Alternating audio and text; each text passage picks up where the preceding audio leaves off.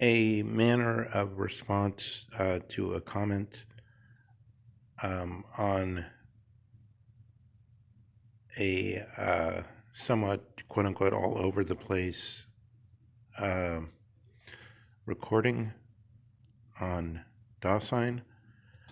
Um, so just as the bite of a dying animal can be the worst, um, for example, Carthage, when its leading members were in a rage because they were told to leave the city and allow the Romans simply to occupy it, and instead went to any limit to oppose the Romans, even though they knew they would die doing so, did great destruction.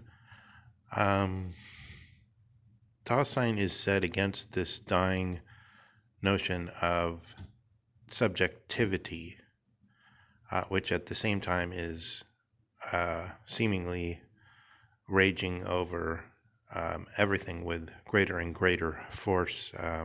For example, the problem with the Western media and the Eastern media, for instance, in the situation with Russia having one view and America having another view. If you want the Russian view, for example, go to Vladimir Brovkin's YouTube channel, and then look at Ukraine, and then you'll see there's certain cogencies that go unsaid in the Western media. And in a more gross example, I'd say the talk of the 150,000 Russian soldiers is usually said without mentioning that Ukraine itself has an army far exceeding that size, 250,000 or so.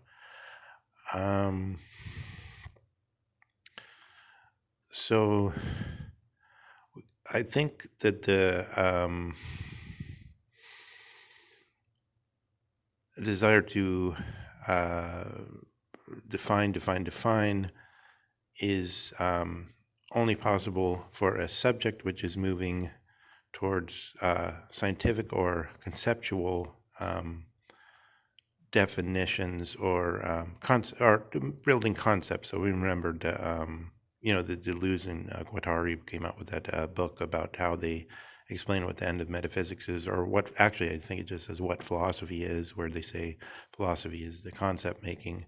Concept making is generalizing in a certain way, but it's also stating things in a way that makes them available to us for thought. For instance, that whenever we see, seeing has, as it were, for its material colors. Whenever there's sight, there's colors, as the Aristotelian notion.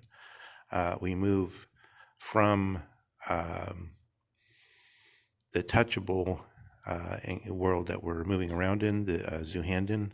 I've been censured for calling Zuhanden or ready to hand the touchable, which is in a certain way misleading, but it's in another way it's descriptive.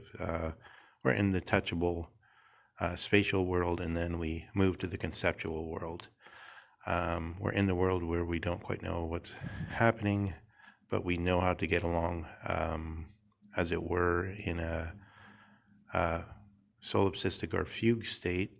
But then if somebody asks us and we have to communicate it, we need the conceptual scientific direction. The present stands for hand and height. So I've given in the past not a definition of solipsism, but I pointed to Wittgenstein's metaphor, which which Isaiah Berlin repeats, which is the clock face metaphor. There's a campanile at UC Berkeley. We can't really see the clock face here, but you could look it up if you wanted to. So you have a clock face, it's round, the hour hand is moving, the minute hand is moving. Say there was a second hand, tick, tick, tick. And then what Wittgenstein says is spin the whole face. So apparently, and this he says is solipsism. So it's something that doesn't change anything within let's say, the equipment of the clock. It doesn't matter at all. But you could spin the whole face. But the reason I actually use that solipsism is because what I'm thinking of is Heidegger's, one of his early papers, which appears in the Becoming Heidegger selection of writings, which is quite excellently edited so far as I can tell. But there's a work on Bishop Berkeley, and there Heidegger says, I mean, you could look at it. He mentions solipsism. He says it was Bishop Berkeley. Bishop Berkeley is not a solipsist because he admits that the others exist. And he said this is Dasein spontaneously does this. We don't, so in other words, we don't naturally, according to Heidegger, go to the scientific or conceptual understanding of a subject which has to gain access through perception to the world and is therefore creates a question whether there's, as it were, something behind the eyes, which is the actual subject, and then posits all these questions. I mean, you can just look up philosophic zombie in this kind of question if you want a further detailed description of that idea, or you could go to somebody like Bergson, who works a lot with that kind of idea. But the point is that what Heidegger's claim is that you only get this kind of notion through a specific kind of schooling or indoctrination, as it were. He never describes it as an indoctrination, but basically that has a being that comes into the world and emerges and is moving around in the world. You don't know that, and then you have specific schooling that teaches you that idea. Now, that's ambiguous in the sense that perhaps we do almost wake up into the world where that notion is taken for granted, but then because it's so prevalent and because our parents may already have it when we come into consciousness of ourselves in the family, rather than having to wait until we're already in school or already in college to get it in an explicit way, we might already have that notion tacitly all along. But Heidegger's claim is that's a historical accrual, part of the history of the West, that this idea has come to power and posited a certain sort of subject, and then through various ideas that I've discussed in the past, subjectivity comes in. And in a certain way, so that the connection to Das Mann, who is not, when we say Das Mann, I think we should emphasize very strongly that it's the general notion that we're talking about something which is alien and which each of us is already, so to speak, superior to, so that we can say, oh, they think this and they have these wrong-headed ideas.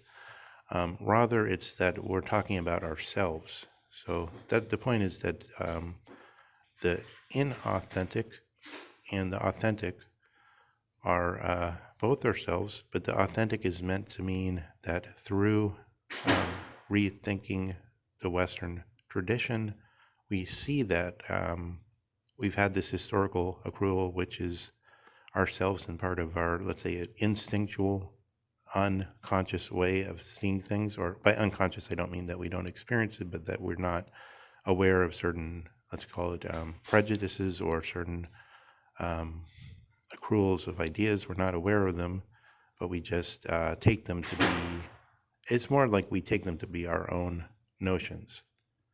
We take them to be our own thoughts because we haven't noticed that they have a specific origin, say, whether it's 1,000 years ago or 1,500 years ago. You can look and see somebody first thought this, others started thinking this, and if we hadn't lived in a particular country, we wouldn't have those ideas ourselves, those ideas which we take to be our own ideas and which we spontaneously approve of.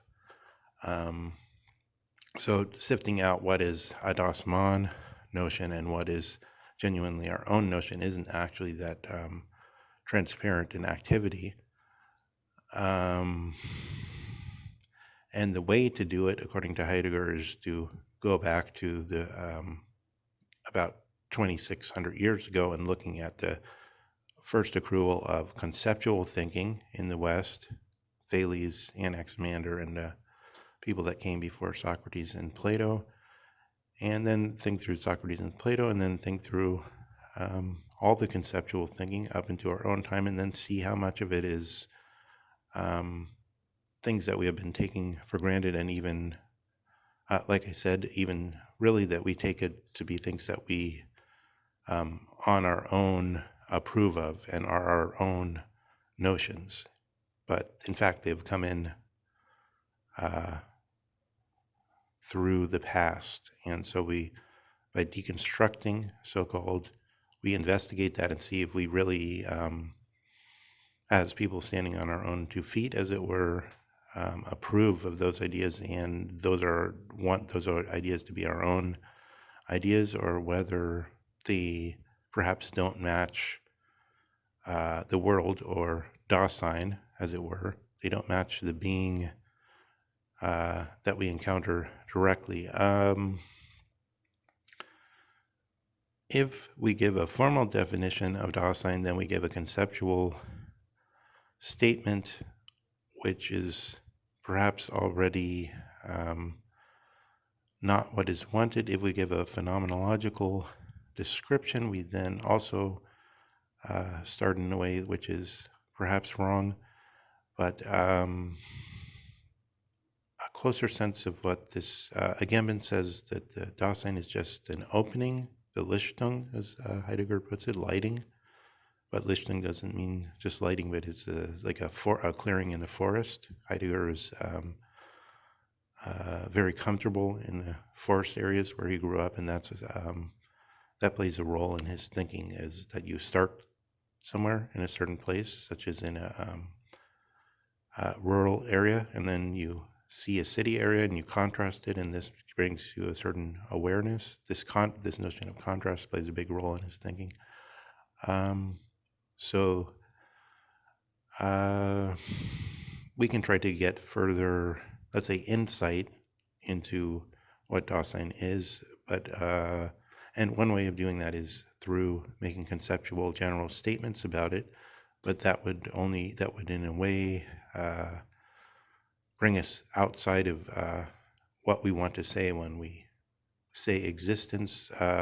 Another way to say that is existence for Heidegger means life in basically see, that's what the problem is. It does not mean, I guess I'll end with a negative statement about it. It does not mean the tutti esti, which is Aristotle's way of saying that it is, rather than the T esti, what it is, the essence. T esti really means the essence or the kind of thing, as opposed to the thing as it is there when we encounter it.